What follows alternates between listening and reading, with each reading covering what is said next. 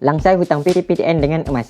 Ini pengalaman beberapa penyimpan emas yang menjadikan emas sebagai simpanan untuk selesaikan hutang PT-PTN. Hutang adalah amanah yang wajib diselesaikan. Seperti adik-adik yang masih belajar, hutang itu bukan perlu dijelaskan dengan jangka masa terdekat, tapi dalam tempoh yang lama lagi, iaitu ketika anda semua berada pada peringkat sudah bekerja. Maksudnya, jangka masa yang panjang. Emas dalam sejarah, harganya dalam jangka panjang kian menaik. Jika anda simpan emas sejak belajar, selepas tamat belajar, anda boleh selesaikan hutang dalam tempoh yang lebih cepat. Seperti contoh seorang penyimpan emas ini, beliau mempunyai hutang PT-PTN sebanyak RM30,000. Tahun 2016, sebenarnya beliau sudah mampu untuk bayar hutang PT-PTN-nya kerana ketika itu beliau mempunyai simpanan sebanyak RM36,000. Tapi, beliau tidak selesaikan hutang PT-PTN melainkan ditukarkan kepada simpanan emas. Pada tahun 2021, beliau jual 200 gram emas dan menerima RM50,000 yang dibeli pada tahun 2016 yang lalu. Apa kata beliau? Katanya, kalaulah saya bayar PT-PTN dahulu, saya cuma ada baki RM6,000 sahaja. Tapi, hari ini saya ada baki RM20,000 selepas selesaikan hutang PT-PTN kerana simpan emas. Jadi, bagi adik-adik yang masih belajar, duit scholarship atau pinjaman yang diperoleh jangan dibuat joli semata-mata. Belajar menyimpan emas dari sekarang.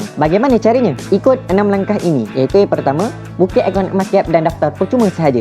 Cuma perlu buat simpanan serendah RM100 untuk aktifkan akaun emas Gap. Kedua, 10% dari duit scholarship atau pinjaman tukar dalam bentuk emas. Ketiga, konsisten menyimpan emas walaupun minimum suku gram iaitu RM100 sampai tamat belajar. Untuk langkah ketiga ini, anda boleh guna tips ini. Jadi dropship atau affiliate produk mudah jual atau affiliate di Shopee, TikTok, PG Mall dan sebagainya. Tidak perlu modal duit pun, cuma perlukan sedikit modal masa dan tenaga je. Ambil masa dalam 1 jam sehari je untuk modal tenaga dan masa ini. Target setiap bulan untuk asingkan RM100 kepada emas iaitu suku gram. Kalau rasa RM100 itu tinggi, boleh buat target bulan pertama simpan RM50 dalam tabung. Boleh namakan tabung iaitu tabung emas untuk PT-PTN. Bulan kedua simpan emas iaitu suku gram iaitu RM100 dalam akaun emas Gap. Begitulah seterusnya. Keempat, tamat belajar, buat kiraan bayaran balik. Yang kelima, jual emas yang dikumpul dan boleh bayar hutang. Dan yang keenam terakhir, dah selesai hutang, repeat langkah 1 hingga ketiga untuk matlamat yang lebih besar seperti beli rumah, deposit beli kereta dan sebagainya.